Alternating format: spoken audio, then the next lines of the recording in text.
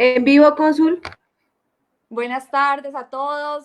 Los estoy saludando Daniela Chavarría desde el Consulado General de Colombia en Barcelona.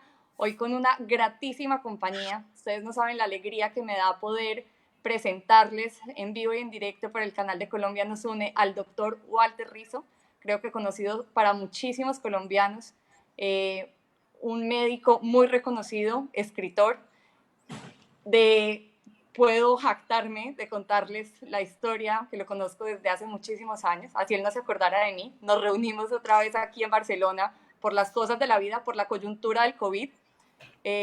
Volvimos a reencontrarnos, pero conocí al doctor siendo muy pequeña en su consultorio, porque mi mamá y mi papá solían llevarnos a su consultorio cuando él estaba en Medellín, a mi hermano y a mí. Entonces, para mí es muy, muy grato tener esta oportunidad. Gracias, doctor, por unirse a esta campaña de Gracias a ti. Colombia Nos Une, por dedicarnos este tiempo a los colombianos. Entiendo que hay gente de muchas nacionalidades, porque a usted lo siguen mucha gente, desde muchísimas latitudes. Entonces, esta es una invitación para que disfruten este espacio con el doctor Walter Rizzo. Agradecerle a usted infinitamente, doctor, por su generosidad y por acompañarnos hoy. Yo no me robo más tiempo. Este espacio es para que puedan disfrutar al doctor Walter Rizzo. Un abrazo a todos, cuídense mucho y los dejo con el doctor. Gracias. Gracias. Bueno, gracias por estar ahí y espero que lo que diga les venga bien, los pueda ayudar en algún sentido, ¿no?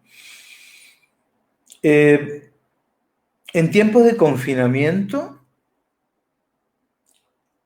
la autoobservación se incrementa. Uno se empieza a fijar más en uno mismo y ocurren una serie de cosas. Ustedes recuerden que no solo se trata de cuidarse físicamente, sino de cuidarse mentalmente, ¿no? Cuando las personas están confinadas, la autoestima tiende a bajar. Esas son las investigaciones. Pero después de un evento estresante, uno no necesariamente hace un estrés post-traumático, sino puede ser un crecimiento post-traumático. Lo que les quiero decir es que cuando hablamos de autoestima, no hablamos de egoísmo, ¿sí? No hablamos de egocentrismo, no hablamos de egolatría. Lo que hablamos es la capacidad de yo defender mi dignidad personal, de yo autoafirmarme sin olvidarme de los otros, ¿sí? Mientras no sea dañino para ti ni para los otros, pues puedes hacer lo que quieras. Nos han enseñado que hay que mirar más hacia afuera que hacia adentro. No educamos para mirar hacia adentro, no tenemos una cultura de la introspección, porque nos da miedo que se nos vaya la mano. El egocéntrico piensa que el mundo gira a su alrededor, no tiene nada que ver con la autoestima. El ególatra se ama a sí mismo de manera exagerada, tiene un sentido de grandiosidad y es un narcisista. Y el egoísmo es que quiero mucho para mí y los otros no me importan. Usted puede tener una buena autoestima, ¿sí? Un buen autocuidado psicológico y salir mejor de lo que entró, ¿sí? Yo sé que hay gente que está en situaciones complicadas. Yo veo pacientes de muchas partes y hay cosas a veces que parecen normales, pero no, el papá está con el teletrabajo en una punta, la señora está con el teletrabajo en la otra punta y los tres niños corriendo alrededor, disfrazados de indios y tirando flechas. Es decir, es muy complicado. Bueno, entonces cuando hablamos de autoestima hablamos de 4 pilares. Hablamos del autoconcepto, que tiene que ver con la idea de qué tanto te aceptas a ti mismo. Si tienes una actitud muy crítica con tu yo, ¿sí? Ese es uno. El segundo es la autoimagen, que tiene que ver con la idea de si te gustas o no, ¿sí? Si estás contento o contenta y conforme con el aspecto físico. El otro elemento es el autorreforzamiento, es que a ver qué tanto gusto te das, ¿sí? Porque a veces somos muy tacaños con nosotros mismos. Y el último punto es la autoeficacia, que es hasta dónde yo me siento capaz de enfrentar los problemas, ¿sí? hasta dónde soy valiente. Entonces voy a pasar por estos 4 puntos, siendo concreto para dejar un espacio para las preguntas después. Bueno, entonces hablemos del autoconcepto.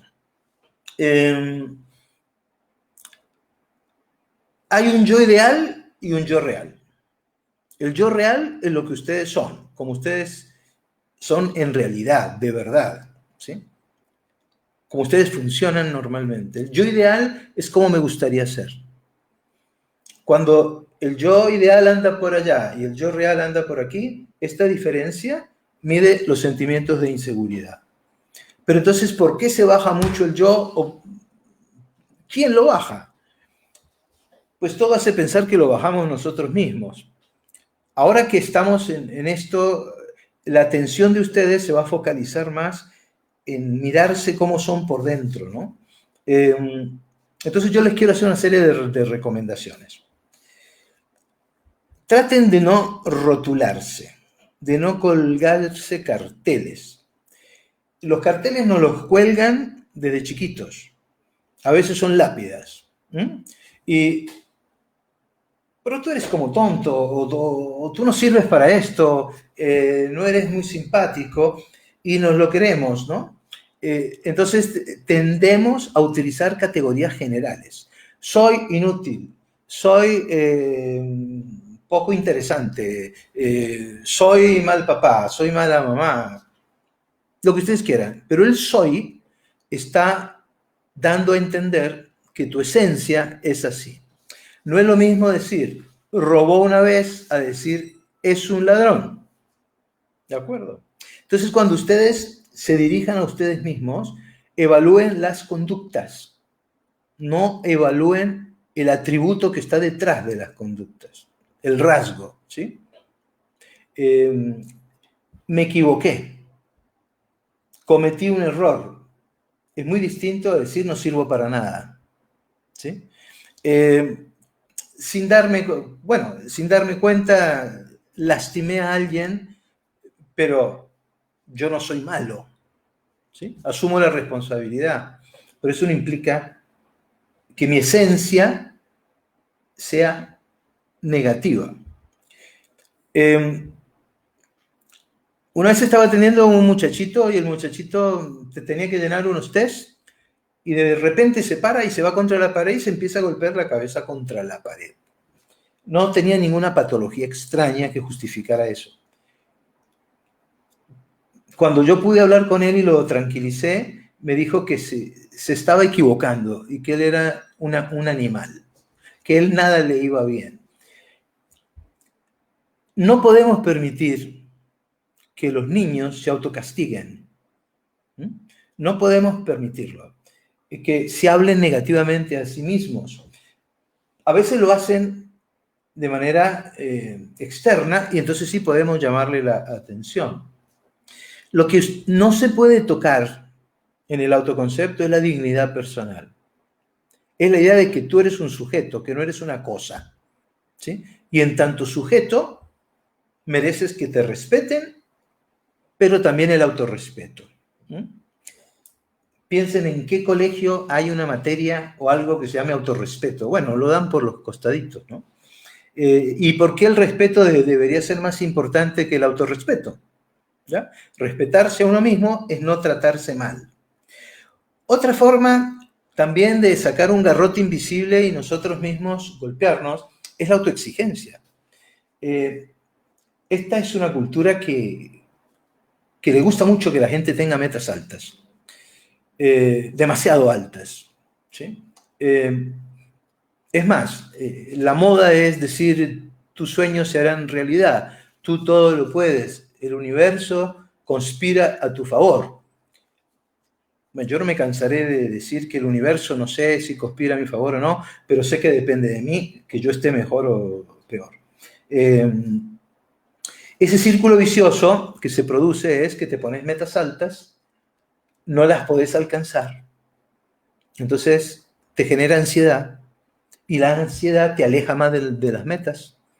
Entonces entras en un círculo vicioso negativo, ¿sí? En que te sentís atrapado, ¿no? Entonces, las exigencias, la autoexigencia tiene que ser racional. Y cuando digo racional, tiene que ser no un conformismo, sino la idea de que me tengo que esforzar, obviamente. Pero si yo quiero ganar, si nunca he escrito un libro en mi vida y tengo 58 años y quiero ganar el premio Nobel, pues hay que aterrizar a la persona. Usted puede ganar un concurso de pronto, escriba como pueda, inténtelo, pero con la idea de que muy posiblemente no lo alcance, tiene pocas probabilidades. Es que el fracaso no está en no llegar a la meta, ¿eh? El fracaso está en no intentarlo. Porque la evitación, el no intentarlo, lo que hace es hacer que mi valía personal se baje, ¿no? Nunca te evalúes con las categorías todo o nada, ¿sí? La vida no es todo o nada, no es blanco y negro, la vida está llena de grises, ¿sí?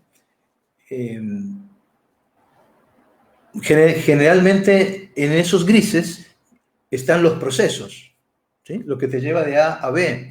Y nosotros estamos en A o estamos en B, pero los procesos no los vemos o no los sentimos, ¿no? Como decía el poeta, la felicidad no es una estación a la cual hay que llegar, sino una manera de viajar. El todo o nada sí son malas palabras, ¿sí? Las malas palabras no son las que dicen. Las malas palabras... Ayer estaba viendo, o antes de ayer, un video de Fontana Rosa cuando lo invitaron en la provincia de Rosario, algo sobre la Real Academia de la Lengua, y él habló de las malas palabras. Se lo recomiendo porque es muy gracioso, pero muy profundo. Las malas palabras, pienso yo, son nunca todo, siempre nada. Irme para los extremos, ¿sí? Porque si no veo los grises no puedo matizar, y si no matizo, me pierdo, porque la realidad no es binaria, la realidad es probabilística. Y entonces, a veces uno disfruta del proceso. Hagan de cuenta que ustedes van a bailar, ¿sí? Y bailan, ahora en su casa. Ponen música y dicen, vamos a seguir lo que dice Rizzo, vamos a bailar. Y se empiezan a bailar. Y de pronto escuchan una voz en off del computador que les dice, si usted baila bien, se gana un Mercedes-Benz. O un viaje a la vuelta al mundo con todos los gastos pagos. Usted elige. Si baila mal, no se gana nada. Ustedes estaban bailando y divirtiéndose. Uno baila por bailar, ¿sí? Uno sigue la propia música o la música de otra persona. El hacer por el hacer. Eso no lo tenemos. Sembrar árboles sin sembrar frutos. Entonces resulta que me dicen que me iba a dar la vuelta al mundo. Y ya me entra una especie de artritis y empiezo como a hacer los pasos mal y hay algo que no funciona porque estoy en la meta. No estoy divirtiéndome con lo que hago. Entonces, la ley del todo nada hay que eliminarla. Hay matices. Siempre eres un idiota. No, algunas veces te comportas como un idiota. Siempre me va mal. Algunas veces me va mal, otras me va bien. A mí nadie me quiere. Pues hagamos un análisis y va a ver que siempre hay alguien que lo quiere, ¿sí? Entonces no diga nadie me quiere. Diga, muchas personas no me quieren. Pero al quitar las categorías, estás abriendo la posibilidad de analizar los intermedios. Entonces nos enseñan el autocastigo como una forma espartana de educarse, ¿sí? En nuestra cultura, el perdonar se predica, ¿sí? Está sustentado por muchas religiones, por muchas cuestiones de psicología, de crecimiento. El perdón no es, como lo he escrito en muchos libros, no es olvidar, es recordar sin tener rencor. Entonces, ¿pero qué pasa con el autoperdón? Porque yo puedo ser un gran perdonador y perdonar a todo el mundo. Pero resulta que no me perdono a mí mismo y tengo el enemigo interior y hace que todas estas cosas terminen en una autocrítica destructiva, ¿sí? Donde me focalizo en lo malo, maximizo lo malo, eso se llama distorsiones cognitivas y termino en una situación de autocastigo. ¿A qué te conduce el autocastigo? A la depresión. En época de confinamiento tenemos más tiempo para mirarnos. A la fuerza, la naturaleza o el destino nos puso para que nos miráramos para adentro. Entonces mucha gente me dice, bueno, es que yo no sabía que yo era así. Yo pienso mucho en lo que pienso. Claro, porque siempre han orientado nuestra mirada hacia el exterior. Pero cuando se achica todo, empezamos a mirarnos a nosotros mismos. Entonces hay que mirarse sin castigarse. El segundo elemento es la autoimagen. Es prácticamente obvio, ¿no? Yo creo que la gente que trabaja el sobrepeso de una manera u otra, creo que deben tener muchos pacientes ahora, ¿sí? ¿Por qué? Porque estar en un confinamiento implica que uno come más, ¿sí? O come porque dice, bueno, ya que estamos en la olla, pues yo como. Esto puede ser el fin del mundo. Como es todo tan extraño, ¿sí? Como parece una película apocalíptica, o simplemente la ansiedad hace que uno coma. Y son como unas vacaciones. El problema es que algunos de mis pacientes dicen, he aumentado 4 kilos, he aumentado 5 kilos. Pero detrás de eso hay otra cosa. Y es la autoimagen. Es si te gustas o no te gustas. Porque tú puedes ser una persona con 4 kilos de más, o supongamos, tenés 3 kilos de más. La única persona que lo va a notar sos vos. Porque los pantalones no se ajustan. La falda no te entra. Nadie se va a dar cuenta por eso. Es que detrás de eso está la idea de gustarte. Y si tú te gustas mucho, eres sospechosa o sospechoso de narcisismo. ¿De acuerdo? El primer error que cometemos con esto de la autoimagen es compararnos. Estamos en la cultura de la comparación. Claro, ustedes me van a decir, pero no te compares con esa persona que es muy bella, compárate con una que no es bella. Pero ¿por qué me tengo que comparar? ¿Por qué no me puedo aceptar a mí mismo? ¿Por qué no me puedo gustar a mí mismo independiente de los cánones y de los expertos en belleza? Que eso a mí me revuelca. ¿Cómo ver un experto en belleza? Entonces, si les traigo a un indio lesú de Guatemala, ¿sí? A una mujer, por ejemplo, que son las más bellas para ellos, son las personas con sobrekilo y con fuerza porque tienen que cargar troncos, el experto en belleza, como no puede ser relativista, va a considerar de que esa persona no es bella. No sigan los cánones tradicionales. Uno no tiene que ser un patito feo. Bueno, y si es un patito feo, una oveja negra, un bicho raro, ¿qué importa?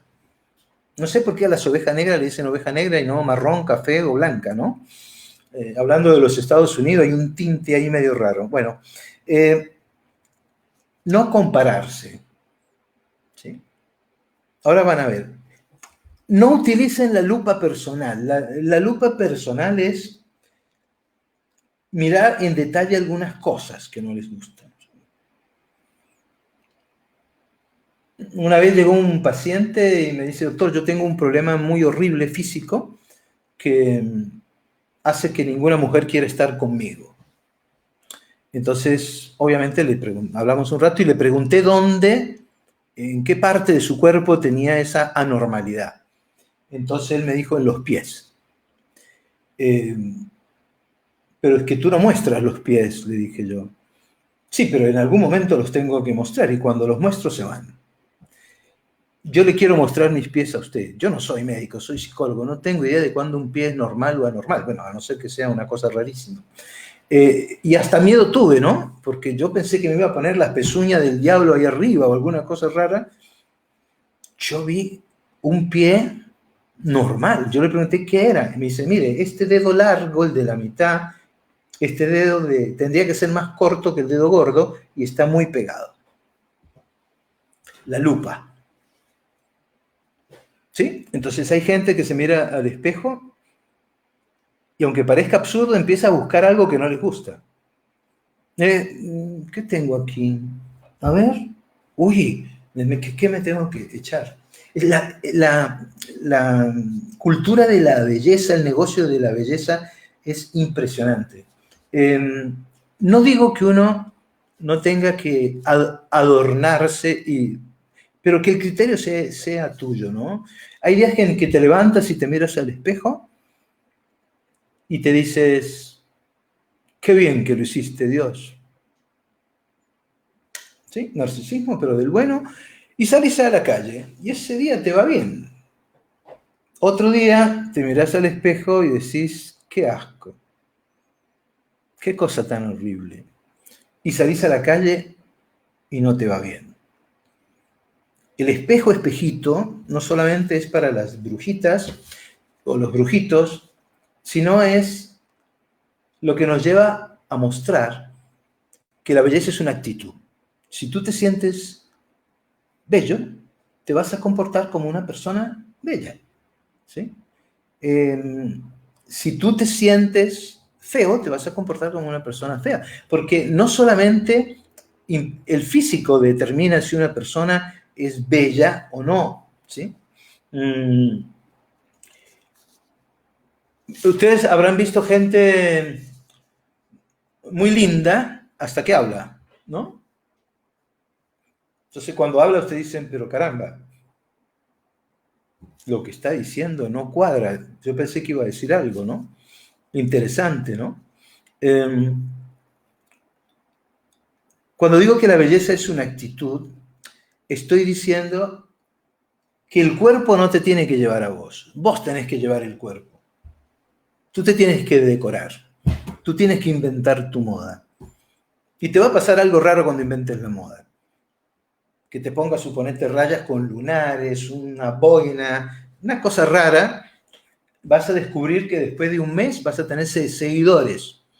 Vas a inventar una moda. Entonces, inventala vos. ¿Sí? Y el hoyuelo, la sonrisa pícara, la mirada, el humor, la inteligencia, qué tan luchadora es una persona, qué tan valiente es. Todas estas cosas configuran el conjunto de alguien para poder decir si esa persona es atractiva para uno o no. Entonces, si tú ahora, no, como te tienes que mirar más al espejo porque no puedes salir a la calle, no solamente tenés que llegar de noche y decir, uy, me veo fea o feo porque estoy cansado. No, como te ves a todas las horas, ¿sí? Yo te pido, ¿sí? que, que no te evalúes ni con la lupa, ni que tampoco empieces a ver cosas que no existen, ¿sí? Que empieces a adornarte. Uno, por más que esté en el confinamiento, yo creo que uno se tiene que, esto va a parecer medio raro, pero bueno, se tiene que bañar, porque eso además sirve para que el coronavirus no llegue, ¿no? Acuérdense, la mascarilla, el gel, 1,5 metros de distancia. Si todos hiciéramos eso, le ganamos. O sea que estamos en la fase en general de la responsabilidad individual. Allá vamos a llegar, ¿no? Pero entonces, no te bañas.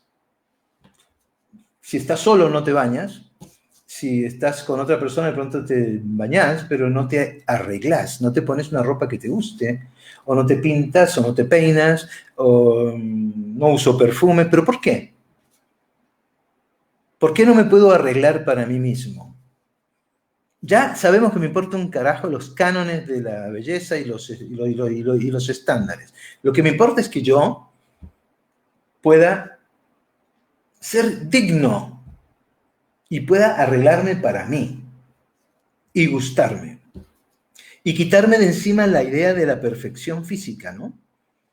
Porque no la hay. Por más cirugías que ustedes se hagan, no van a llegar a eso. ¿Sí? Recuerdo una paciente que cuando llegó a la cita me dijo, mire, yo estoy cansada de esto. Estos senos que usted ve son operados. Esta cola que usted ve es operada. Las pantorrillas son operadas. Los ojos son lentes de contacto. La nariz me la arreglaron. Los labios me los hicieron un poquito más gordito. Me pusieron el pómulo salido. Tengo un trasplante de pelo. Así que pare. ¿Por qué está haciendo todo eso? Dice, para gustarle a mi marido. Pero, ¿y su marido sabe que usted está haciendo esto? Sí, claro. Pero, ¿y qué dice de su estatura? Porque ahí sí estaría en un problema. Entonces levanta el pie y me muestra que tiene unos tacones así. Esa mujer perdió muchas cosas. El amor a veces nos lleva por los caminos estos de negociar lo que no es negociable. No se podía desoperar en algunas cosas, pero poco a poco se fue aceptando como era. Y obviamente el marido no la aceptó. Él estaba construyendo otra mujer. ¿Sí? Entonces, ¿por qué no se buscaba otra y la dejaba en paz? ¿No? Bueno,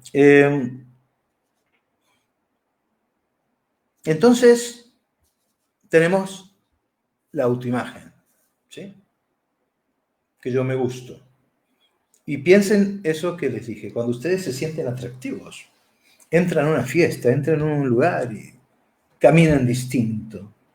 Yo tenía un paciente que tenía un reloj muy especial, que a él le gustaba mucho. Y a veces venía a la consulta sin el reloj y a veces venía con el reloj. Cuando venía con el reloj, su personalidad cambiaba. ¿Sí? Se volvía chistoso, extrovertido, ponía la mano aquí todo el tiempo para que yo viera el reloj. Bueno, eso se ve ahora no porque está el coronavirus, pero uno entra a un bar y hay una mesa y ves dos hombres hablando con la mano así, pues tienen dos relojes de oro y lo quieren mostrar, o dos señoras con la cartera encima porque es de una marca reconocida. No, por ahí no va la cosa. Si tú vas a creer que vales por lo que aparentas, vas mal. ¿Sí? Porque quiere decir que tienes precio. ¿Cuánto vales? Eso es lo que preguntaba Epicteto. ¿Tienes precio? Y si no tienes precio, no se supone que tú eres un fin en ti mismo y que no eres un medio, como decía Kant, entonces no eres una cosa, eres una persona. Entonces tienes que empezar por aceptarte, mejorar las cosas que están mal, pero aceptarte las cosas, pero tampoco amargarte la vida por eso. Vamos un poco al autorreforzamiento.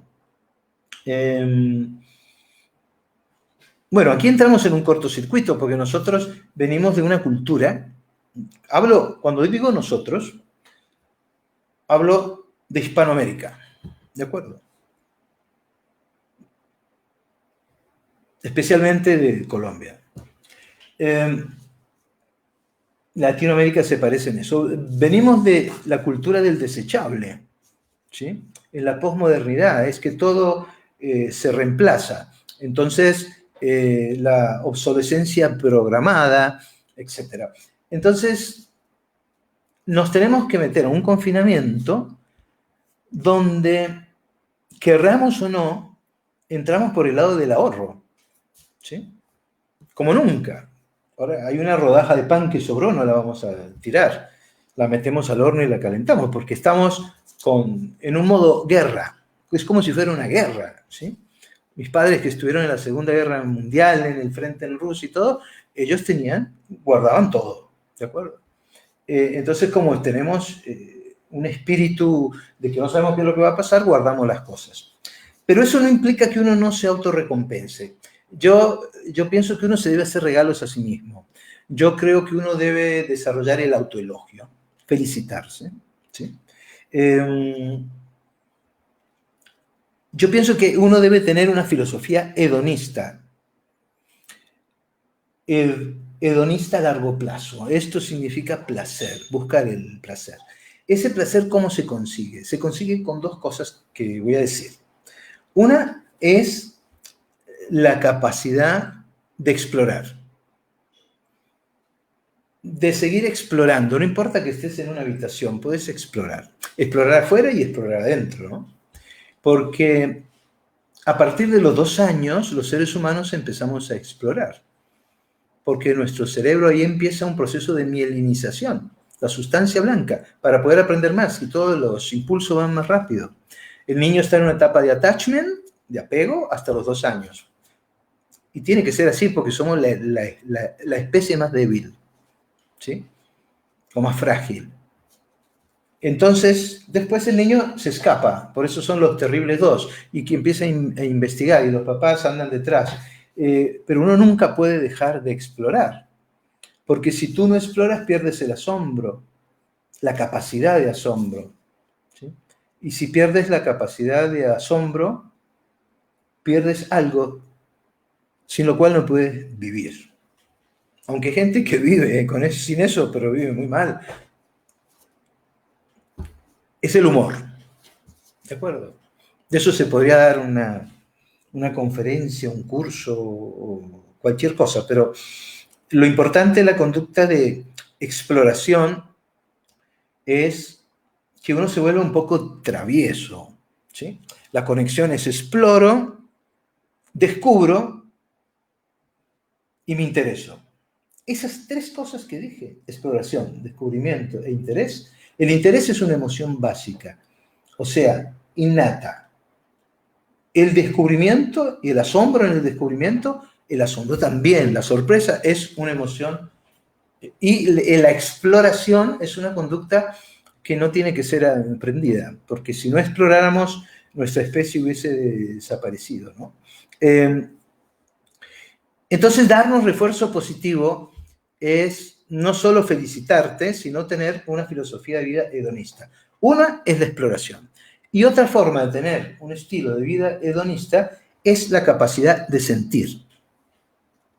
Ser sensible. Nuestros umbrales han subido mucho. A un paciente mío que fue a las cataratas del Niágara, siempre había querido conocer las cataratas del Niágara. Entonces, cuando volvió, le pregunté, ¿y qué tal? ¿Cómo le pareció? Se queda pensando un rato y me dice, mucha agua. ¿Qué cantidad de agua, doctor?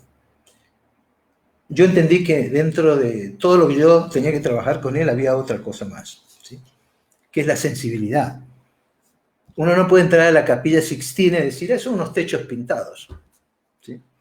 Esa capacidad de sentir y no de volverse una persona encapsulada, metida en una armadura porque tengo miedo de sentir, es una patología.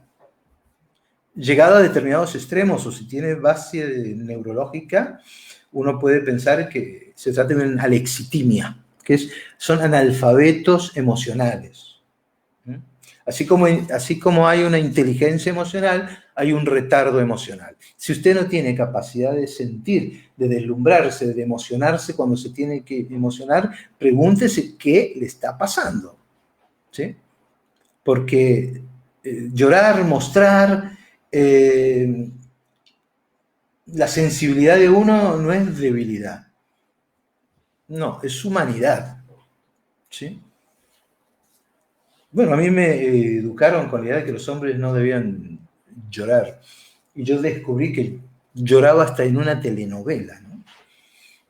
No importa de la nacionalidad que sea. Y me perdí muchas novias por eso, ¿sí? Pero si hay un atardecer, puedo hacer 2 cosas. Una es que el atardecer me recuerda que me tengo que ir a dormir dentro de un rato. Y de ahí no pasa. Y la otra es maravillarme. Es tener la capacidad de contemplación. Si llueve, puedo decir, me voy a mojar. ¿Por qué la gente se asusta tanto de mojarse? Bueno, entiendo que tienen un peinado, pero no entiendo por qué cuando dice, está lloviendo, entonces todos los automóviles andan más despacio. Y es una garúa y todos andan más despacio. La gente corre y se pone debajo de los techos, entra a un bar a tomarse un café. Todo el mundo se detiene. ¿Pero por qué? Entonces, la lluvia te puede producir sacar el paraguas y abrirlo.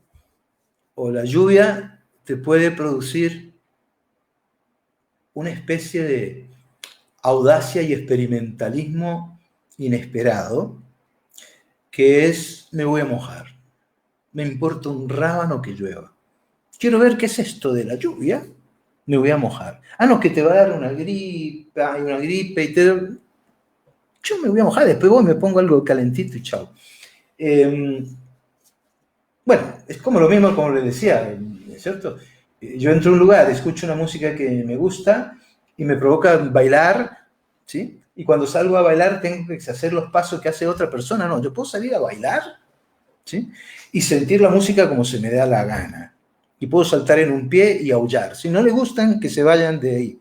¿De acuerdo? Es decir, los extremos son malos, pero hay algunos extremos en la expresión de afecto que sí son buenos, ¿sí? Porque si... Ahora, claro, la gente que es muy expresiva ahora está sufriendo un poco, ¿no? ¿Por qué? Porque se supone que no puede tener contacto físico, ¿sí? Pero hay muchas formas de expresar afecto. Ustedes no tienen solamente que expresar afecto con el contacto físico. Dicen que la risa es el camino más corto entre dos personas. El humor. Y si la risa es el camino más corto entre dos personas, es como los electrones, como la física cuántica. Estén donde estén, la risa lo hace corto. Entonces lo pueden hacer por teléfono, lo pueden hacer por el celular, cualquiera de estos, el WhatsApp, el FaceTime, cualquiera, o por el computador mismo, cuando tengan contacto con las personas que quieren, todavía les queda el lenguaje, ¿no? No solo queda el humor, el hacer un buen contacto, la sonrisa, que la sonrisa es muy importante. No sé si les pasa a ustedes, pero a veces uno va por la calle y está en un país donde no lo conocen a uno, y uno va por la calle y viene alguien y le sonríe, y uno le sonríe. Es como, bienvenido. Es cortesía. Es, no te voy a hacer daño. ¿Sí? Te sonrío porque eres bienvenido. Eres bienvenido a mi entorno, a mi vida. ¿Sí? Ustedes pueden expresar afecto sonriendo, pueden expresar afecto con la risa, pueden expresar afecto con las palabras. Yo le decía a un paciente, pero ¿por qué no le dice a su mujer que la quiere? Es que ella ya sabe, doctor, que yo la quiero.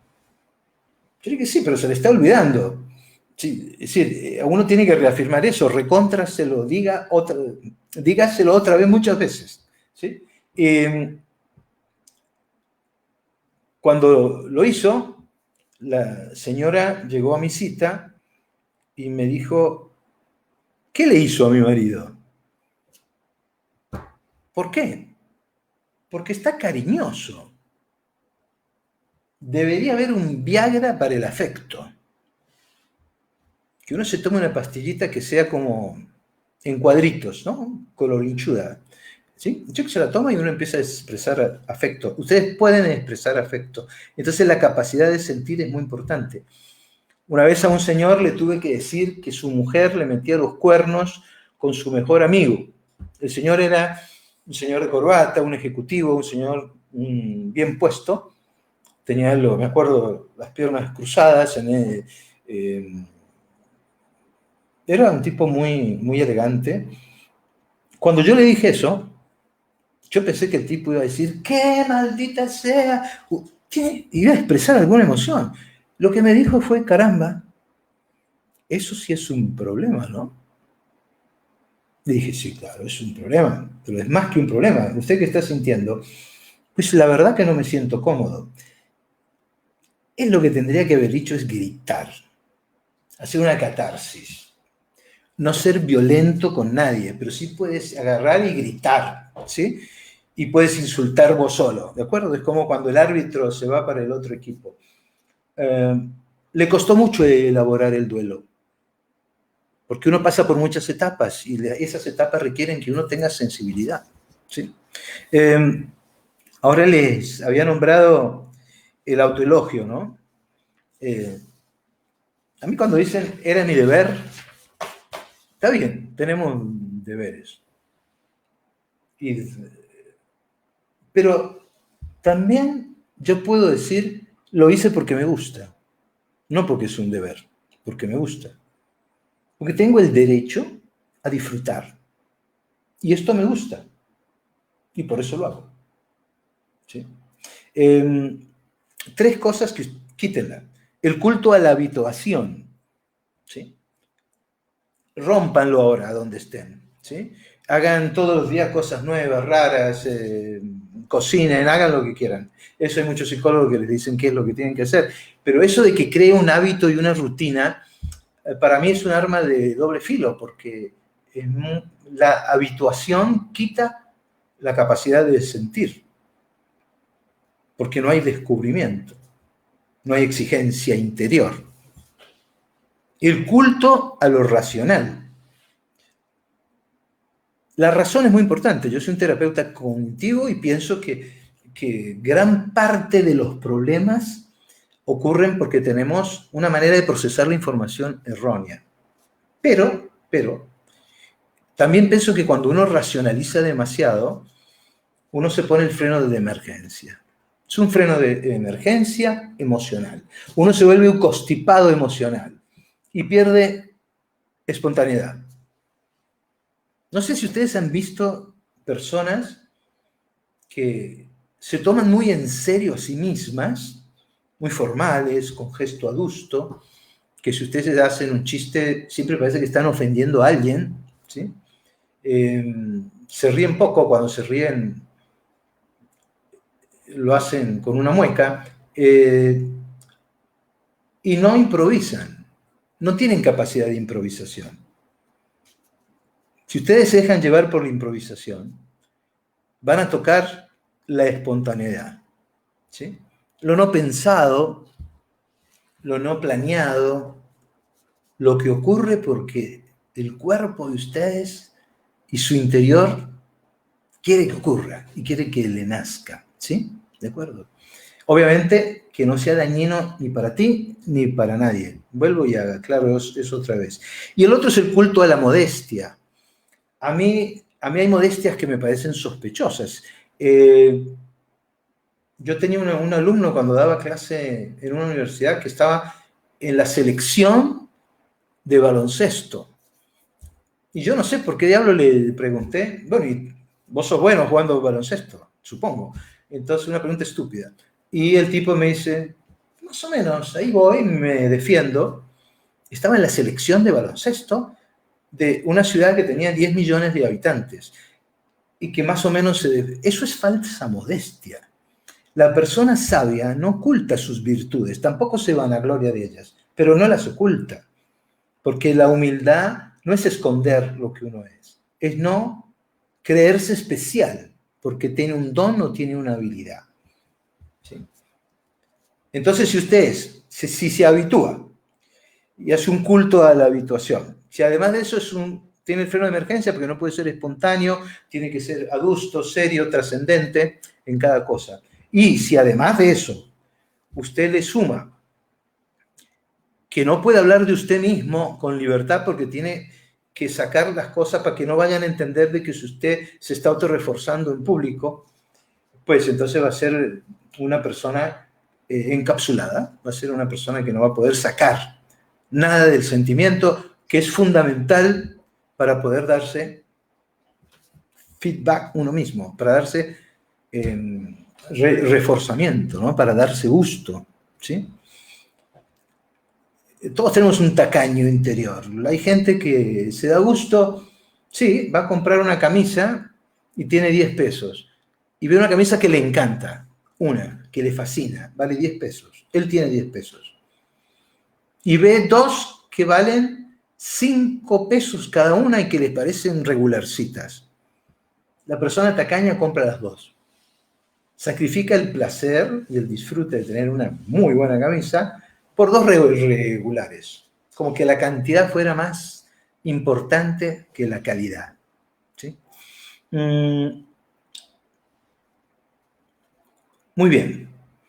Por eso los psicólogos hablamos. Una vez un periodista me decía, pero ustedes, ¿cómo pueden hacer para, o por qué ustedes llevan a que las personas se vuelvan tan ególatras? Nosotros no hacemos eso. No se vuelve narcisista el que quiere, sino el que puede. ¿Sí? Agarre a una persona cualquiera y vuélvalo narcisista, a ver si es capaz. Pero los auto se han desarrollado en psicología en los últimos 30, 40 años, porque se ha retomado también algo de la filosofía helenística, ¿sí? Los autos, autodeterminación, autonomía, el autogobierno, el dirigir mi propia conducta, ¿sí? El tener una ciudadela interior donde yo mando ahí sobre mí mismo. No es que yo me desconecte de los demás, es que estamos tan acostumbrados a decir que los demás son más importantes que uno. Yo le digo, usted es tan importante como los otros. En cuanto a derechos, somos iguales. Y si no le gusta la palabra importante, no la quite de su diccionario, porque hay gente que se siente más importante que usted. Y aquí no hay nadie más importante que nadie. Vamos a la autoeficacia. A mí la autoeficacia me parece muy interesante para esta época porque es la capacidad que tiene una persona de sentirse capaz de poder alcanzar sus metas y tener los recursos para hacerlo. Soy capaz, me voy a arriesgar. La autoeficacia siempre tiene una dosis de experimentalismo, audacia, ¿sí? Y siempre tiene un poco de valentía. Es la virtud más aceptada, pero realmente la valentía, como dicen muchos filósofos, puede estar acompañada de, no sé, un asesino en serie puede ser valiente. La valentía tiene que estar acompañada de otra virtud para que realmente sea algo noble, ¿no? Pero, ¿quién tiene la valentía? El valiente, decía Emerson, es un tipo que siente el miedo, pero el héroe es un tipo que aguanta un poco más que el otro, aguanta 5 minutos más, decía él. No sentir miedo, no, eso es ser psicópata, ¿sí? Aristóteles ponía en un extremo la cobardía y en otro extremo la temeridad, como él definía la virtud, que era un valle entre dos colinas. Entre la cobardía y la temeridad ponía la valentía. Uno puede ser valiente, pero no tiene por qué ser psicópata. O sea, tú vas a sentir miedo. El día que no sientas miedo, preocúpate, anda y pedí ayuda profesional. La diferencia es que el valiente enfrenta el miedo, pero por supuesto que tiene miedo. La autoeficacia implica que ustedes separen estos dos conceptos que voy a dar. Yo cuando era joven jugaba baloncesto y estábamos en un torneo muy importante anual que era el torneo entre los colegios, ¿sí? Yo estaba en un colegio industrial que era de una clase para gente no tan pudiente, había mucho migrante, bueno, era una clase no tan pudiente y teníamos que enfrentar a colegios que eran muy de alto standing, ¿no? Y además eran todos altos. Nosotros éramos todos chaparritos. Ellos tenían unas camisetas, unas cinturas de avispa, nosotros teníamos hasta poco de panza. Nuestro director técnico era un norteamericano que se llamaba Booby. Yo digo Booby porque le decíamos así.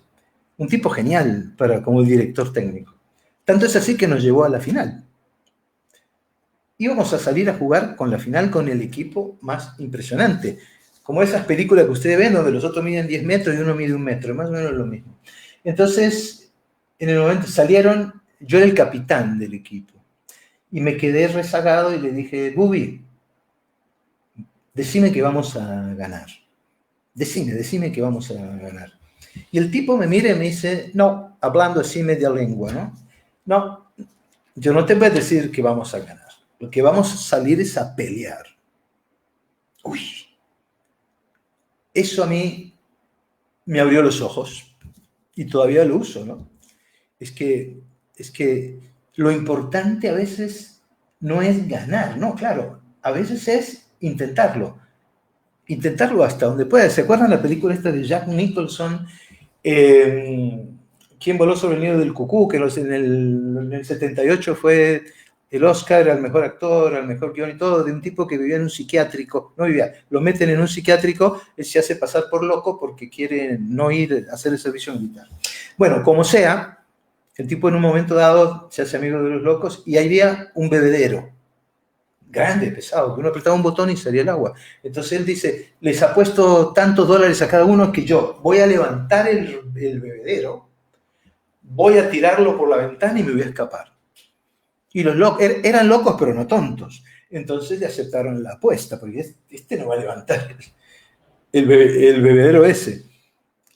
Y uno como espectador siempre tenía la fantasía de que él iba a agarrar el bebedero y lo iba a levantar. Un mastodonte, ¿no? Entonces él agarra eso y se empieza a hacer fuerza, se pone rojo, las venas se le hinchan, más. Atrapado sin salida se llamaba en castellano. Y después dice, no fui capaz. Y todos los locos empezaron a morir de la risa. Él sacó la plata y le pagó a cada uno. Dice, hay una diferencia. Yo por lo menos lo intento. Ustedes ni siquiera lo han intentado. Y al final de la película es el indio el que agarra el bebedero, que es un grandote que tiene fuerza, lo saca, lo rompe y se escapa. A veces hay que intentarlo, ¿no? Yo tengo la certeza, y esto lo habrán escuchado muchas veces, de que lo que define la valentía, el éxito, el esfuerzo, yo soy de una cultura del esfuerzo, yo vengo de una cultura del esfuerzo. Yo les decía en otras conferencias que para mí la vida no es un lago apacible, es un río, una corriente, ¿sí?, que baja con un caudal impresionante trayendo cosas. La vida es eso. Es decir, como decía Nietzsche, el esfuerzo garantiza que uno pueda sacar callos, ¿no? La supervivencia, el bastarse a uno mismo. Pero después hay que transformar la supervivencia en un arte de saber vivir, que es otra cosa. Pero yo puedo decirlo por mi experiencia y por lo que he visto en mis pacientes. El éxito no está, o el fracaso, o el éxito, bueno, no sé cuál de los dos decir. Pero bueno, no importa cuántas veces te tumban. Hay un dicho anónimo, chino, que lo acabo de recorrer, que dice, si te tumban 7 veces, levántate 8. Lo que marca tu éxito no es que vos ganes necesariamente, sino que lo intentes con todas tus fuerzas. Que no te suicides en el intento, pero que lo intentes, de verdad, con el corazón. Entonces, no importa las veces que te tumban, lo que marca que vos estás bien es las veces que te levantás. Pero obviamente si aparece un tipo de 2,20 metros, me aplica un golpe de karate y me tumba, pues yo creo que yo me hago el que estoy desmayado, ¿no? Entonces, la autoeficacia apela a la responsabilidad personal, ¿sí? Porque a la gente no le gusta la palabra sé tú mismo, porque dicen que es un lugar común, pero bueno, entre otros muchos, Nietzsche lo usó bastantes veces. Ser uno mismo es ser auténtico, en el sentido que decía otro filósofo, que es Wittgenstein. No lo sé pronunciar bien. Wittgenstein, bueno. Entonces, lo importante es que uno pueda asimilar la responsabilidad personal atreviéndose a ser uno mismo, así no le gustes a los otros. Si tu valía personal la pones en manos de los demás, te van a destruir. Yo no sé si la mayoría de la gente en el mundo es buena o mala. No sé, no lo quiero decir en público porque no estoy seguro. pero que hay muchos que son malos, uff. Si pones tu debilidad fuera... Mira, la vida es muy frágil, no es débil, es frágil. Es como un reloj suizo comparado con un reloj hecho en cualquier lado, de esos gordos, así, que uno le da con un martillo y no se rompe. El reloj suizo es delicado, es frágil, pero es mucho mejor. Tiene un mecanismo impresionante. Entonces yo digo que la vida no es débil, la vida es frágil, pero no es cobarde. Sacar callo, tirarse al ruedo a veces, a ver qué pasa, aprender a perder. A mí me enseñaron, a mí me decían, bueno, que uno aprende por ensayo-error, pero a veces enseñamos a nuestros hijos por ensayo-éxito, ¿no? Le quitamos la palabra error, no nos gusta, cuando realmente aprendemos de los errores. Tres cosas para la autoeficacia, o tres causas. La primera es la percepción de que ya nada puede hacerse, ¿sí? Ya nada puede hacerse. Cuando ustedes perciben que ya nada puede hacerse, pero si todavía no has quemado todos tus intentos, ahí vas en contra de la autoeficacia, ¿sí? Hay que tener un optimismo moderado. Cuando dicen que un optimista es un pesimista mal informado, yo no sé, me gusta eso, pero yo siempre digo, imagínense que uno va por un caminito en la guerra del Vietnam o en cualquier guerra en una selva. Y entonces uno sospecha que hay muchos francotiradores. Y yo voy con otro compañero. ¿A quién prefieren tener de compañero? ¿A un optimista o un pesimista? Piensen, si es un optimista y se mueven unas hojas, vos vas a decir, mira, parece que hay uno. Decir, no, seguro que es un pajarito. No seas tan pesimista. ¡Pum! Yo prefiero un obsesivo compulsivo al lado mío, ¿sí? El pesimismo a veces sirve. El optimismo obviamente sirve, pero cuando el optimismo es exagerado, uno se aleja de la realidad. No creo en el optimismo exagerado. Te distorsiona la información. En sentido positivo, pero te la distorsiona. Te quita la posibilidad de ver la realidad como es. ¿Tú cómo diablos vas a resolver un problema si no ves la realidad como es? Si no tenés los datos. Si no tenés los datos. Por eso, la otra cuestión que atenta contra la autoeficacia es el problema de la evitación. Evitación. Evitar. Hay gente que es muy evitativa, que no le pone el pecho a nada. Pero entonces cuando evita, no saca callos. Cuando evita, no se fortalece. No tiene la filosofía del esfuerzo. Miren que no es incompatible la filosofía del esfuerzo con la filosofía hedonista. Voy a poner un ejemplo que me ocurrió a mí cuando yo era niño, que si ocurriera ahora yo creo que hubiese metido preso a mi papá y a varias gente. Pero bueno, lo voy a contar, porque a mí me enseñó algo muy interesante. Yo andaba con una noviecita, yo habré tenido que 12 años, 11 años, 12 años, con una noviecita caminando por el barrio. Era un gueto de migrantes, con un mercado impresionante, se llamaba El Espineto. Y bueno, y pasamos por una esquina y había unos muchachos adolescentes que empezaron como a burlarse un poco y le levantaron la faldita a mi novia y le metieron la mano. Yo me di vuelta, pero cuando vi el tamaño de los tipos realmente bien, no hice nada. Agaché la cabeza y nos fuimos los dos. Llegamos a la puerta del edificio, chau, chau, y yo subí a mi casa. Me sentía muy mal. Y mi papá me dice, ¿qué te pasa? Entonces yo le dije, le conté todo, ¿no? Entonces me dice, tienes dos cosas para elegir. O te pegan ellos o te pego yo. Mi papá pegaba muy duro. Eran todos combatientes del frente en Rusia. Eran personas complicadas. pero eran buena gente en muchas cosas, eran guerreros, y los guerreros ustedes saben que no se jubilan, descansan, pero no se jubilan.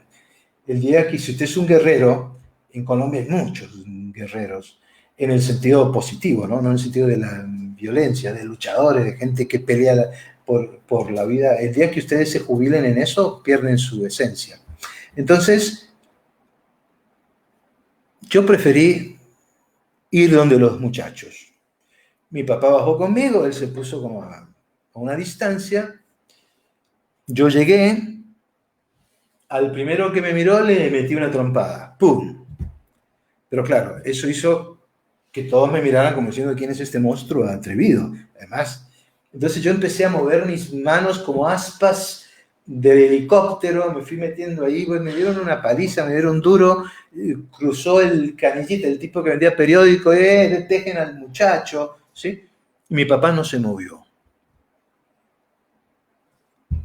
Yo lo odiaba en ese momento. Bueno, yo fui hasta ahí, no me dijo nada, seguimos caminando, subimos, él fue a la nevera y sacó un pedazo de carne para ponérmela, estaba moretado y me dio 2 aspirinas en un vaso. Y yo le dije, pero papá, ¿por qué hiciste eso? ¿Sí? Y yo intuía de que estaban violando mis derechos. Y mi papá me contestó algo que a mí me sirvió después. Me dijo, mira, es mejor tener el ojo hinchado que la dignidad maltratada. Y sí, yo al otro día cuando salí por el barrio, me veían como Bruce Lee. Yo me sentía digno, yo me sentía como con autorrespeto. No estoy diciendo con esto que deban usar la violencia, sino estoy diciendo que eran otras épocas. Pero a veces duele más un moretón en el alma que un moretón en la cara. Las mujeres que son víctimas de maltrato lo saben. ¿Sí? Por eso hay cosas que no se negocian. ¿Sí? Y la evitación puede llevar a eso. ¿Sí? Puede llevar a que ustedes no saquen el callo que tienen que sacar. Finalmente, si ustedes analizan las cosas que yo le he dicho, autoconcepto, autoimagen, lo hice rápido porque el tiempo no es muy largo, autoconcepto, lo que ustedes piensan, autoimagen, si se gustan o no, autorreforzamiento, que se den gusto, y autoeficacia. Si ustedes miran cada una de esas cosas y ustedes dicen, yo quiero estar bien en estas 4, en estos 4 pilares, se van a dar cuenta que más que aprender, tienen que desaprender cosas. Tenemos mucha basura. Trash out. Hay que limpiar, hay que pasar un antivirus. Hay muchas cosas que nos tienen que quitar. Voy a poner un ejemplo tonto, pero... Bueno, no tonto, un ejemplo. No me voy a autocastigar. Un ejemplo. Un bachillerato dura 6 años. Sí, ¿no es cierto? Bueno, creo que sí. Dura mucho. De las cosas que yo he aprendido, muy pocas me han servido después. Por ejemplo, el volumen de la esfera. Me la metieron a presión. 4/3 de pi por radio al cubo. A mí no me sirvió, nunca la apliqué. El día de desembarco en Normandía, nunca lo apliqué. El arco tangente hiperbólico, cuando estudiaba yo un tiempo ingeniería, la derivada, los límites integrales, las integrales de números imaginarios, yo no estudié matemática, entonces ¿para qué yo quería saber eso? ¿No? ¿Por qué no le enseñamos a los niños en Colombia, por ejemplo, a hacer un sancocho en el colegio? A mirar las estrellas, a ser más sensibles, a defender su dignidad y a defender la dignidad de los demás. ¿Por qué no le enseñamos a los niños autoeficacia, ¿Por qué no le enseñamos a los niños autoimagen, autorrecompensa? ¿Por qué no le enseñamos a los niños autoconcepto? Si ustedes quieren cambiar, tienen que entrar en un patrón de comportamiento que socialmente no se acepta, pero que ustedes lo van a tener que hacer. Cambiar es desobedecer, pero no afuera. No, es desobedecer a uno mismo. ¿Sí? Siempre nos han dicho que la obediencia es muy buena.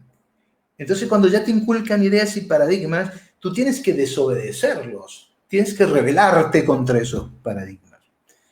Entonces, yo creo que desaprender es como decían los griegos, la estética de la existencia un poco, que es quitar, quitar. ¿Sí? Como ustedes agarran un mármol y van quitando de aquí, raspan aquí y sacan un rostro precioso. Entonces nosotros tenemos que limpiar. Y creo que en la medida que aprendamos a desaprender, vamos a estar mucho mejor. El ser humano le va a ganar al coronavirus. Hay que dar un pésame por todas las personas que no lograron sobrevivir y por las personas que no han podido elaborar un duelo como debe hacerse, ¿no? Que han perdido sus familiares.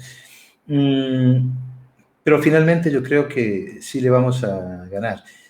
Lo importante es que cuando tú salgas a la calle otra vez, hayas aprendido algo, ¿sí? Y no hayas pasado por esto simplemente como una especie de relax perezoso, ¿sí? Espero eso. Muy bien. Entonces, sí, están diciendo, sí, a veces hay colegios donde tienen una materia que es cátedra para la felicidad, pero yo hablo de autocuidado psicológico. Y me parece que la felicidad, como yo la veo, no existe. Existe la alegría. Y la alegría es momentos. La felicidad es algo que tiene que estar, ¿no? Bueno, no sé cómo me van a pasar las preguntas. Gracias por haberme escuchado. A ver si me queda aquí un poquito de café. No, un poquito.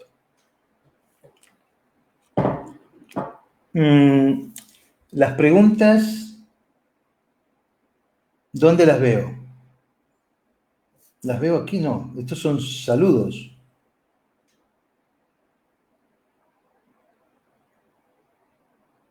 Bueno, no sé. ¿Será que yo no sé manejar esto? Voy a esperar un rato más a ver si me mandan las preguntas. Me pueden llamar por celular, ¿eh? Y decirme, vea, doctor, usted está atrasado 4.000 años, que las preguntas se ven en tal lado.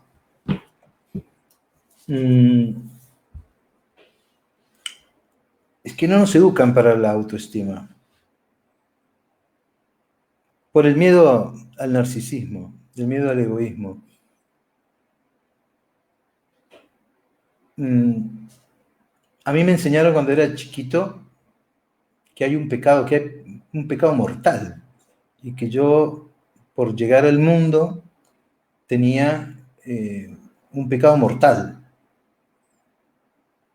Entonces yo pensaba, como era un niño inquieto, ¿cómo diablos me voy a querer a mí mismo? Me tengo que quitar ese pecado mortal de encima, ¿no?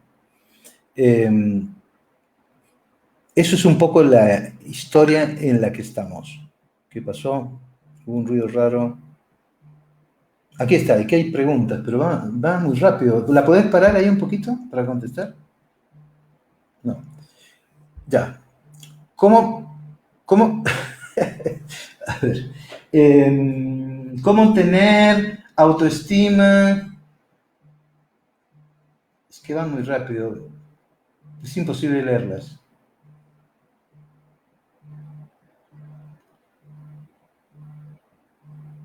O sea, mira, me preguntan de Panamá, me preguntan de Suecia, de un montón de lados, pero la verdad que me pasan las preguntas muy rápido. Entonces yo no las puedo leer. Sería... No, pero entonces no voy a poder responder preguntas. ¿Sí? pasan muy rápido. A ver si yo puedo pararlas. No creo.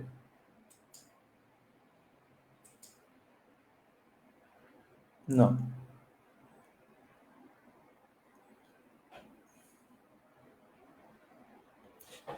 Bueno, y alcancé a leer una. ¿Cómo mejorar la autoimagen? Pues un poco lo expliqué. La autoimagen es de Guatemala, que me preguntan. Es ser más atrevido.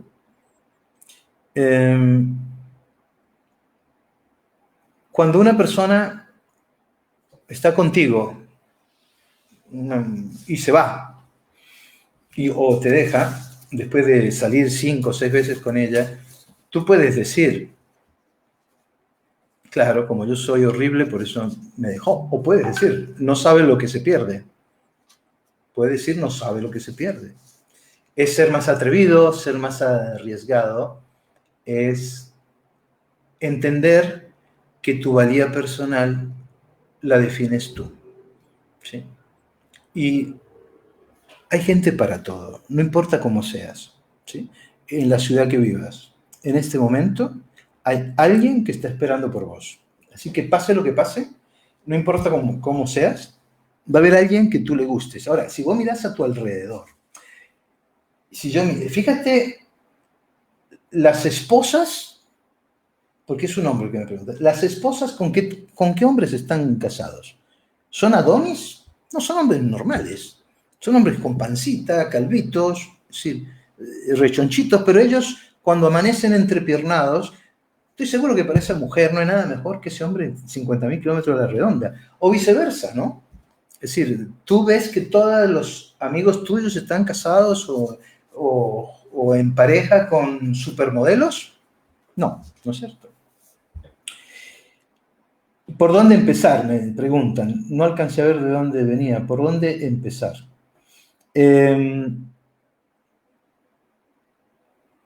Empezá por ser honesto con vos mismo. Empezá por llevar un diario. Y empezá por el autoconcepto. Ser honesto con vos mismo. Cada vez que te trates mal y pienses, soy un estúpido, lo podría haber hecho mejor, yo me equivoco mucho. Cuando se hacen las investigaciones para ver cuántas actitudes negativas tenemos hacia nosotros mismos, cuánto autocastigo hay, es impresionante. ¿Sí? Una persona se puede decir 200 o 300 veces al día cosas negativas. Los depresivos mucho más. ¿Sí? Entonces, llevar un recuento, la mitad del cuaderno es para anotar las cosas negativas en cada una de esas, en qué no fuiste capaz o cómo fue, y la otra son las cosas positivas. Pero siempre vas a tener que exponerte. Pase lo que pase. Hay un costo. En un libro mío, hace como 10 años, yo hablé del sufrimiento, 11 años, yo comparaba sufrimiento inútil con sufrimiento útil, sufrimiento inútil con sufrimiento útil. Era pensar bien, sentirse bien, el libro. Entonces, el sufrimiento útil es un sufrimiento que te hace crecer, que te hace salir, por ejemplo, el duelo. Uno no sale de un problema si no tiene una dosis de ese sufrimiento útil. El sufrimiento inútil te hunde. ¿Sí?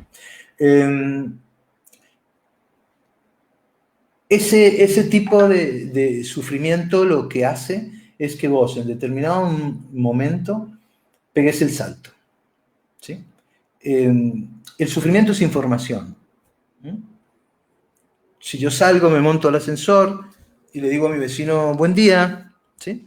Y el vecino no me saluda y me empiezo a sentir mal todo el día, ese sufrimiento me está enseñando que tengo algo que está mal. Sí, llámamela y me las lees, mejor. Sí, porque yo quiero contestar. Me van a llamar y me van a leer las preguntas. Y no crean que es un problema mío, ¿eh? Ni Batman es capaz de leer esto a esa velocidad. Entonces, bueno, vamos a ver si me las dicen. ¿Cuáles son los 4 autos que comentó? Autoconcepto. ¿Sí? ¿Cómo te ¿Qué piensas de ti mismo? Si a vos te quitan la ropa, el dinero, la cédula, bueno, muy bien. Aló. Hola. Bueno. Uy. Sí.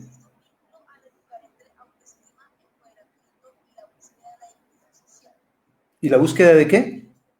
La búsqueda... Sí, sí. Sí, sí. Bueno. La pregunta, ¿qué hago? ¿Cuelgo y volvés si me llamás o te quedas ahí? Te quedas ahí. Bueno. La pregunta es si hay alguna forma de conectar la autoestima con el empoderamiento y la dignidad personal y la dignidad social para poder hacer transformaciones. Mira, si tú no tienes autoestima, no tienes empoderamiento. El empoderamiento es una palabra que se está usando mucho en los movimientos feministas, pero se puede usar en cualquier lado, ¿no? Es que yo me hago cargo de mí mismo. Yo soy el dueño de mí mismo. Y al hacerme cargo de mí mismo, empiezo a ejercer la autarquía, que para los griegos es el gobierno, es mandar sobre mí. Si no tengo autoestima, si no me quiero, yo no voy a querer mandar sobre mí, porque no me va a gustar lo que veo. ¿Sí? Un paciente me decía, es que el problema que yo tengo es que yo no me acepto y no me gusto y pienso que soy un idiota, pero tengo que cargar conmigo todo el tiempo. Lo llevo encima. Entonces, si no hay autoestima, no puede haber empoderamiento. Ahora, los cambios sociales, ¿sí? Y más en defensa de la dignidad personal, siempre pasan no solamente por lo grupal, también pasan por el individuo. El individuo, tú eres un individuo, una persona, ¿sí? Y cuando pasan por la persona, tenés que ver que la persona es como una especie de laboratorio vivencial donde procesa un montón de cosas, ¿sí? Y se junta con otro laboratorio vivencial e intercambian cosas. A veces se ponen de acuerdo y hacen una gran actividad. Se me ocurre el boicot de Martin Luther King cuando no, a raíz de todo lo que está pasando. Cuando la gente de color no podía, o los negros no podían subir al autobús, ¿no? Una gran manifestación, pero también hay actitudes personales que funcionan. ¿Por qué estoy diciendo esto? Porque la dignidad es un valor individual. Uno no se puede trasladar a lo sociológico, ¿sí? Puede que alguno se atreva, pero yo como psicólogo digo que no. Entonces, hay sociedades más dignas que otras. No sé cómo se mide la dignidad en una sociedad. Hay personas más dignas que otras. Y esas personas dignas son las que producen los cambios. Porque saben algo que también saben las personas sabias. Y es cuál es el límite. ¿Cuál es esa línea delgada a partir de la cual puedo negociar y a partir de la cual no puedo negociar? La persona digna tiene principios y sabe qué es negociable y qué no es negociable. No quiero decir que no tenga precio. Puede que tenga precio, claro. Usted va a decir, pero ¿cómo la dignidad va a tener precio? ¿Qué opinan de esta renuncia? Que la leí alguna vez en alguna parte y no sé que era inglés. Creo que un ministro, no sé. Renuncio a mi cargo porque se está acercando a mi precio. Renuncio a mi cargo porque se están acercando a mi precio. Para mí es la máxima expresión de la honestidad. Porque no solamente acepta que tiene un precio, sino que tiene la decisión de retirarse cuando ve que se están acercando al precio. ¿Sí?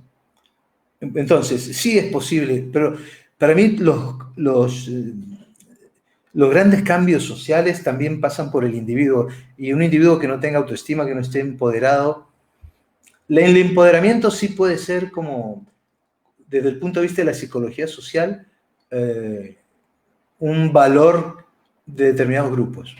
¿Sí? ¿De acuerdo? Pero Lo veo más como algo individual. Listo, pasemos al otro. Listo. Sí. La siguiente pregunta nos la hace Lore Cortés. Y Sí. hay varias con la misma tonalidad. Dice, ¿cómo lograr el autoperdón? Sí. Bueno, Gloria Cortés me pregunta. La otra persona no me dieron el nombre. Bueno, me pregunta cómo lograr el autoperdón. Nosotros tenemos dos formas de ir hacia adentro. Podemos ir hacia adentro de una manera déspota, espartana, castigándonos, ¿sí? Con una crítica más despiadada, con rencor hacia uno mismo. Porque mira, bueno, o podés ir hacia adentro con una actitud de autocompasión, pero no autocompasión de pesar, no, sino en términos budistas, autocompasión. Cuando tú sientes compasión de alguien, tú quieres ayudarlo. Es decir, ir hacia adentro tratándote bien a ti mismo, ¿sí? El autoperdón es que tú seas capaz de poder entender cuál es tu responsabilidad en determinadas cosas. Siempre está la posibilidad de reparar, ¿sí? Siempre está la posibilidad de responsabilizarse, pero a veces se nos va la mano, ¿sí? Y el perdón tiene que ver mucho con esto de que se nos va la mano, porque yo recuerdo una vez una paciente que el hijo, por desgracia, era una persona drogodependiente y acabó con su vida. Imagínense. Pero lo que la señora, después de muchas citas, venía y repetía, es que ella tenía la culpa, porque no fue una buena madre, porque ella debería haber estado ahí. Entonces, nosotros utilizamos ahí lo que se llama una torta, un círculo, donde vamos a sacar porciones de responsabilidad, por porcentajes, ¿sí?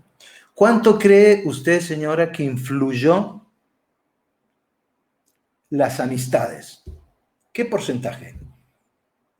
¿Qué tan responsable han sido las amistades en lo que le ocurrió a él?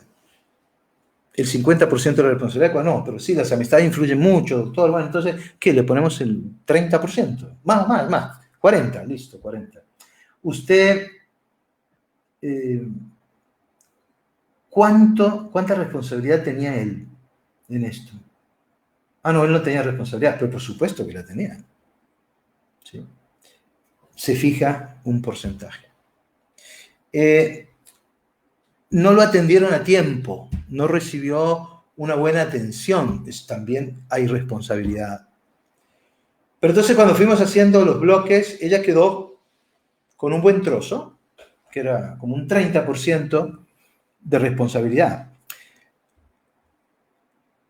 Pero no lo hizo con intención, ¿ya? Perdonar no es juzgar, para eso están los juicios. En el perdón o en el autoperdón tú no te imputas, ¿sí? Tú simplemente reconoces que tienes atenuantes, ¿sí? Usted no podía estar en la cabeza de su hijo la trataba mal, su hijo se iba, aparecía a los 2 días, ¿usted qué? Usted hizo todo, averiguó, hizo 1000 cosas, más no podía hacer. Pero entonces, usted no le hizo daño intencionalmente. El perdón es que tú entiendas que tienes una responsabilidad, pero desde el punto de vista constructivo, el autoperdón, ¿no? Entonces te quiero decir esto. En los confinamientos te quitan la libertad. Está demostrado que en cualquier ser vivo que le quites la libertad, se producen varios tipos de conductas, ¿no? Pero aparece una emoción que es muy fuerte, que es la ira. Si tú agarras un ratoncito y lo metes en un tubo de ensayo y lo dejas ahí quieto, va produciendo en su interior unos cambios metabólicos que lo hacen más fuerte. Y el ratón, ¡paf!, rompe y escapa. La ira también sirve para pelear contra los obstáculos. La ira se dispara cuando alguien te está agrediendo. Cumple una función. Alguien decía que no, que la ira no cumple ninguna función. Bueno, no era un psicólogo, entonces la ignorancia es atrevida. Son emociones básicas, pero uno puede canalizar la ira. Para eso está, por ejemplo, la asertividad. ¿Sí? Uno puede expresar esa rabia, la puede transformar en indignación y la puede expresar de un modo socialmente aceptable. Pero cuando esa ira tú ya no la focalizas a nadie afuera y la llevas hacia adentro, puede ser supremamente destructiva, porque puedes odiarte a ti mismo. ¿Sí? El autoperdón es entender tu humanidad, es entender que no eres perfecto, es entender que tú estás en un proceso de aprendizaje. Y si has hecho algo mal a propósito, pide ayuda profesional. Es como si yo fuera en un automóvil. Esto no es fácil de entender, lo voy a intentar. Yo en un automóvil y pasa un chico detrás de una pelota, yo freno y alcanzo a golpear un poquito al chico, no le pasó nada, pero entonces yo lo monto y lo llevo a un hospital, yo me siento responsable, me siento triste, no me siento bien, pero soy culpable. Lo dejo para que lo piensen, ¿no? Si tú no te sabes perdonar, no vas a poder perdonar a nadie. Y entonces vas a vivir de rencor en rencor. El rencor es la ira no expresada. ¿Sí? Vamos a otra pregunta, por favor. ¿Aló? Listo, Sí. perfecto. Otro. Sí. Dice Erika Hernández Ortega. Sí. ¿Cómo potenciar la seguridad y autoestima de un preadolescente? Repetímela, ¿cómo es? Sí, pero... ¿Cómo potenciar la seguridad sí. y autoestima de un preadolescente? Sí. Me preguntan cómo potenciar la autoestima y, bueno, en un preadolescente. Pues yo aprendí hace mucho tiempo a decir no sé. Mi respuesta es no sé. Yo no trabajo con preadolescentes, no tengo la paciencia, pero hay mucha gente que trabaja con jóvenes y estoy seguro que hay 1000 métodos, ¿no? Pero si tu hijo o tu hija, tú lo ves muy tímido, muy inseguro, muy evitativo, que no tiene amigos, pida ayuda inmediatamente a un psicólogo que se especialice en esos temas, ¿no? Entonces mi respuesta es no sé, lo siento. Perfecto. Aquí varias personas nos han preguntado cómo podemos desaprender o cómo desaprender. Sí. Vea, preguntan cómo desaprender. Cuando uno ve con los huesos lo estúpido, lo inútil o lo peligroso de algo, lo absurdo, lo inútil o lo peligroso de algo, se lo quita. Afortunadamente existe el contracondicionamiento. Así como vos te condicionás por algo, puede haber un contracondicionamiento, si la cosa es muy complicada. Pero muchas creencias, muchas ideas, o son absurdas, son ilógicas o son peligrosas. Vamos a suponer que el niño meta los dedos en el enchufe y recibe una descarga de 220 volts. Inmediatamente arma un esquema que dice enchufe peligroso. Ese niño tiene que hacer un curso especial, tiene que recibir un psicólogo para que no vuelva a meter los dedos en el enchufe. No, ya lo aprendió. ¿Sí? Lo aprendió con los huesos, lo aprendió con todo el cuerpo. Hasta la última célula de su organismo funcionó para eso. Pues para desaprender, las situaciones límites a veces nos llevan a que ese sufrimiento va tan fuerte, es tan intenso que va por encima de tu mecanismo de defensa, ¡tac! Y llega al disco duro. y es una revolución interior. ¿Te sirve o no te sirve para crecer como persona? Ah, no me sirve, pero es que no soy capaz. Sí, claro que eres capaz. Lo que quieres hacerlo es sin anestesia, con mucha anestesia. La gente cuando va donde el psicólogo no va a buscar la cura, porque la cura duele. Va a buscar el alivio. Entonces, tú no puedes desaprender, ¿sí? Con analgésicos. Tú desaprendes cuando ves que esa creencia no tiene fundamento empírico, no es lógica y no te sirve, ¿sí? Hay muchas cosas. Cuando ustedes sienten que algo realmente no les gusta o les produce casi que asco, ¿no? O que algo no lo entienden o se indignan por eso, ese es un indicador de que eso quizás haya que quitarlo. Estaba hablando de que bajo al ascensor, saludo a mi vecino, y mi vecino, digo, bueno, buenos días, y mi vecino no me contesta. Hay mucha gente que es así. Pero entonces yo resulta que soy un tipo un poco inseguro. Entonces salgo y digo, qué raro, si yo no le he hecho nada al tipo, como si hubiese una justicia cósmica, ¿no? Entonces, si no le haces nada malo a la gente no te va a hacer nada malo a ti. Mentira. Entonces, pues si yo no le he hecho nada, pero ¿será que yo le caigo mal? Y empiezo a sentirme mal, a sentirme incómodo. Y entonces lo que hago es estar todo el día mal. ¿Sí? ¿Pero por qué? ¿Por qué pasó? Ese sufrimiento que yo tengo es información. ¿Qué me está diciendo? Es como el dolor, ¿no? Cuando te duele algo es que hay un órgano que no está funcionando bien. Aquí pasa algo parecido. Es un órgano mental, una estructura mental que no está funcionando.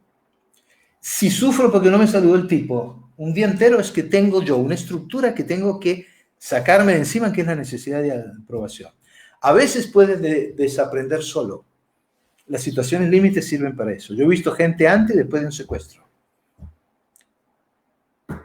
Y hay una especie de conversión en algunos y en otros no.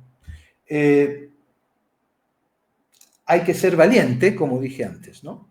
Entonces, desaprender solo a veces no es posible. ¿Sí? Pero la gente se sorprende porque a veces va donde un terapeuta, ¿sí? Y el terapeuta le dice, bueno, vamos a quitarnos de encima esto. Vamos a quitarnos esto. Vamos a quitarnos esto. Y entonces hay que trabajar para quitarse cada cosa de un modo especial. Uno puede hacer su propia revolución, ¿no? Y puede empezar, hay gente que empieza a decir, yo merezco otra cosa, me voy a sacar de mi vida todo aquello que me hace daño o que es tóxico para mí. Y resulta que las relaciones que tenés con unas primas son espantosas. Las corto. ¿Sí? No me siento bien con mi esposo, con mi esposa, pido ayuda profesional.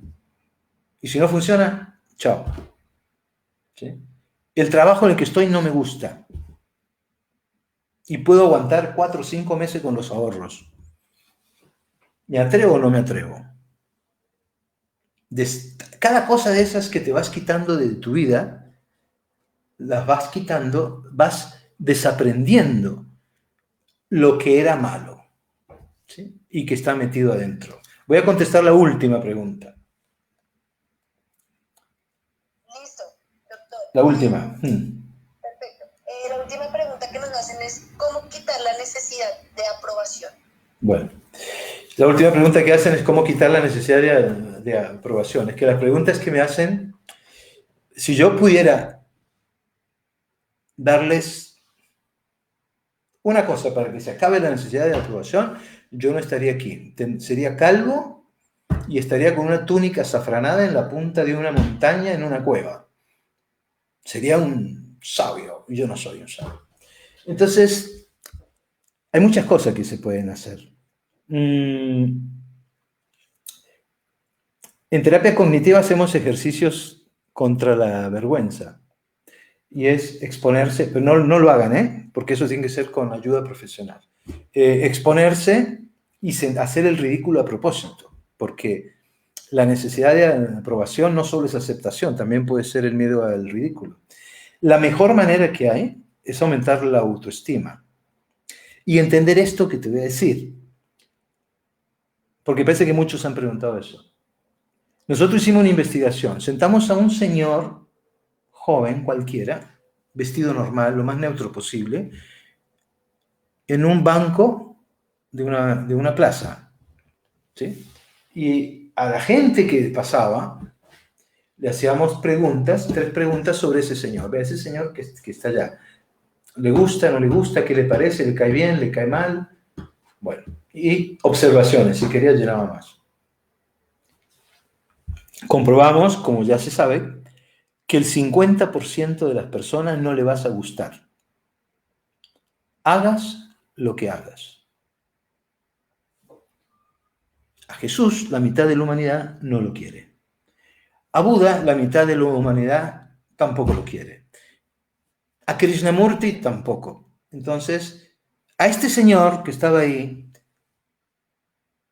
no lo aprobaban, no lo aceptaban sin escucharlo hablar, sin nada, simplemente viéndolo. ¿Sí?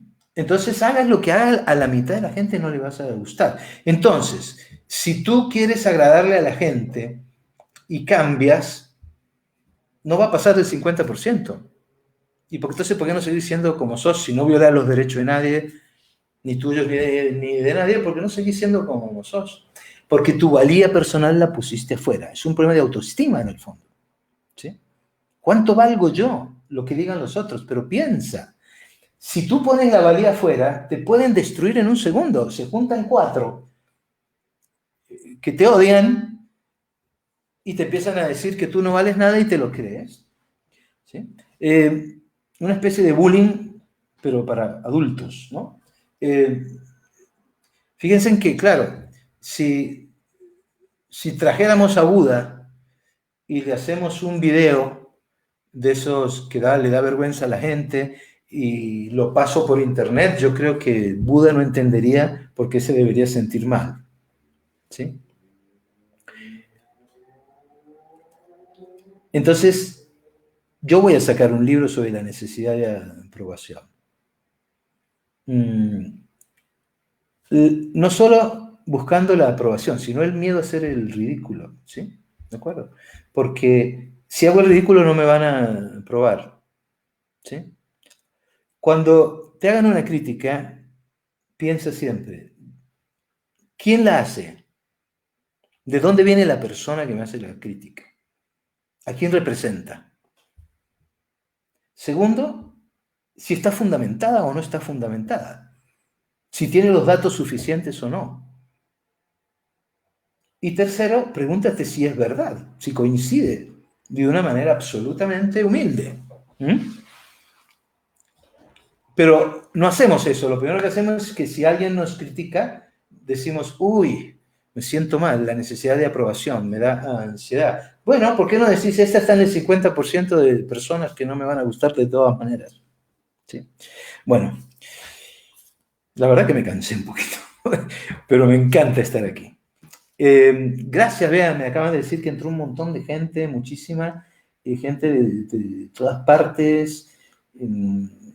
Gracias a todos, pero más que nada mi intención era darles información, gracias al Consulado de Colombia en Barcelona, y estoy seguro que en Colombia vamos a salir adelante,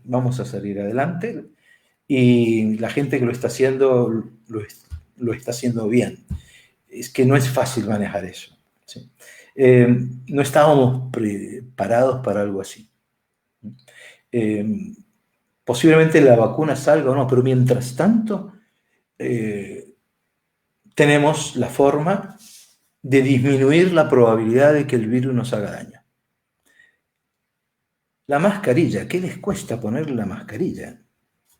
Hoy veía una pelea en un metro por televisión porque entró un señor sin mascarilla con la señora cuando sabe que hay que ponerse la mascarilla. Es que tú la mascarilla no solo te la pones para no contagiarte, sino para no contagiar a otro. De pronto tú eres asintomático y puedes contagiar a otra persona. Lavarse las manos con jabón o con el gel y guardar distancia de otra persona, ¿sí? Si vas a, ya sabes el brazo, si vas a estornudar o no, y si saludas, saludas de lejos.